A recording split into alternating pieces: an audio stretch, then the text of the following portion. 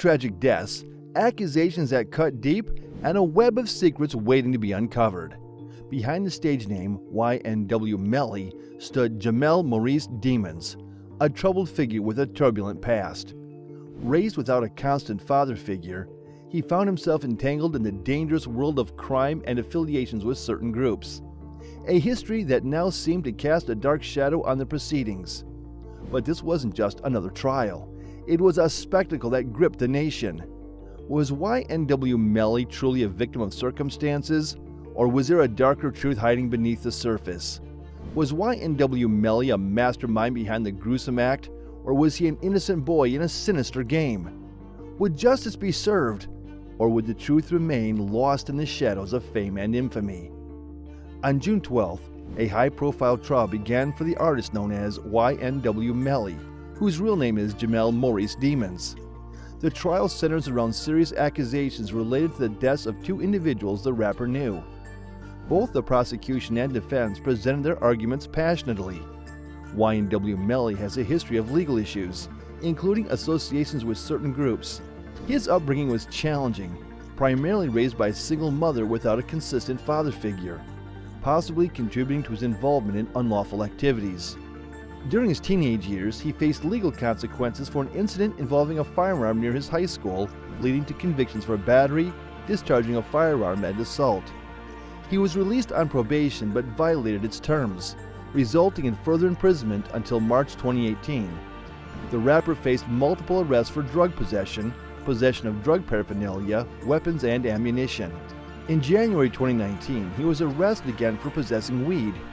Later that year, he was charged in connection with a double murder of two of his friends, Anthony Williams, YNW Sack Chaser, and Christopher Thomas, YNW Juvie, aged 21 and 19 respectively. The police suspected the crime scene was staged to look like a drive-by shooting. Earlier, another person known as Demon was killed on October 21, 2018, and initially thought to be a drive-by shooting.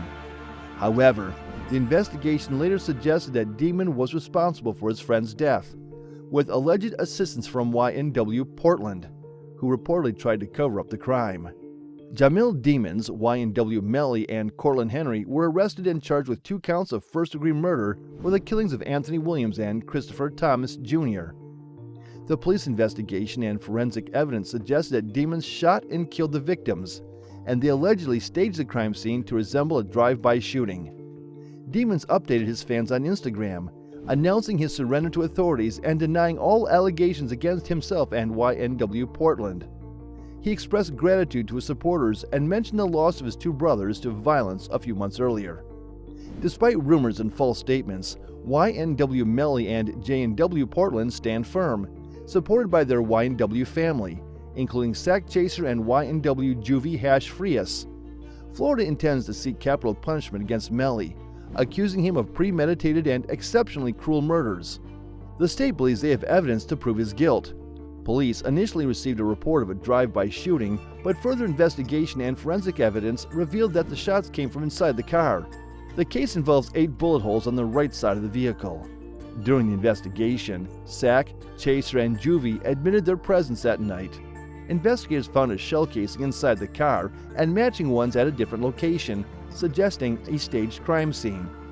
Evidence indicated the first shot came from Melly's left, contradicting Portland's statements of a right-side drive-by.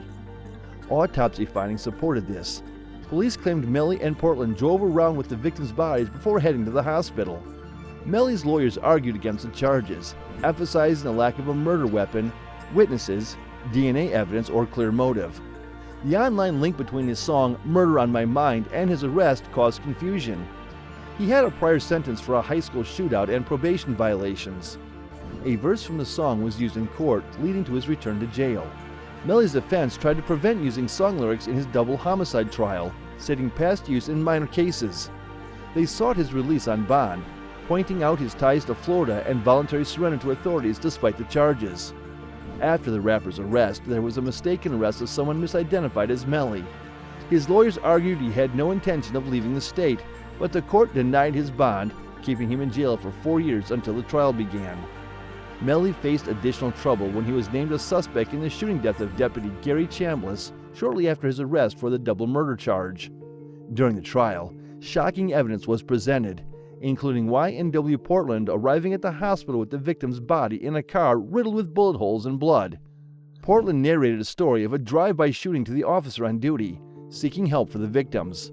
The prosecution disputed his account, as no evidence of a drive-by shooting was found at the alleged crime scene. Ballistic evidence contradicted the shattered windows, suggesting shots came from inside the vehicle. CCTV footage revealed Melly sitting on the left rear passenger side, leading detectives to question Portland's account and develop an alternate theory of events. According to the police theory, 8 young men left the studio in 2 vehicles, a gray Jeep and a red Mitsubishi. CCTV footage tracked their movements, with the gray Jeep eventually joining the red Mitsubishi in their gated community, Sunset Lakes. Detectives analyzed phone records, linking Melly and Sack Chaser to the same phone model and service plan, and YNW Juvie to someone in the Mitsubishi. The gray Jeep's journey led them to a secluded trash facility at Pembroke Road, an area without lights or people where the alleged murders took place. Detectives found only the rapper's phones present at the scene, supporting the idea that they were alone. The defense argued that Melly switched vehicles during the journey, but evidence from his cell phone contradicted this. On the way to the hospital, Melly made a crucial FaceTime call to his then-girlfriend, confessing to the drive-by shooting and the potential deaths of Sack Chaser and Juvie. This call was significant evidence obtained from questioning Melly's girlfriend and her mother, not from the cell phone company. Melly's girlfriend and her mother provided an alibi, claiming a drive-by occurred after their FaceTime call. However, the medical examiner's findings contradicted this, indicating the victims were already dead before the call. YNW Sack Chaser died instantly from a gunshot to the head, while the angle of YNW Juvie's wound didn't align with the passenger side shooter. The prosecution found a .40 caliber shell casing, suggesting the gun was fired from inside the Jeep. Detectives discovered incriminating evidence during their search for the Pembroke Road area, using cell phone data to track the vehicle's movements. Reliable cell phone tracking data led them to 8 .40 caliber shell casings a month later. YNW Melly's social media messages obtained through search warrants raised suspicions. His reply to someone's concern about the incident saying, "I did that," became a critical point for the prosecution, suggesting a confession. YNW Melly's music wouldn't be used as evidence due to its artistic nature, but past cases involving other rappers show how lyrics can almost be used as evidence reflecting real-life activities. In YNW Melly's case, using lyrics as evidence was rejected, unlike 6ix9ine's case, where his music linked him to crimes. Nuke Bizzle's incriminating lyrics exposed his criminal actions. YNW Melly's defense faced the challenge of proving innocence due to Florida's lower death penalty threshold. The motive remained unclear, but YNW Juvie's father suggested money-related reasons, mentioning a significant financial deal among Melly, Juvie, and Sack Chaser.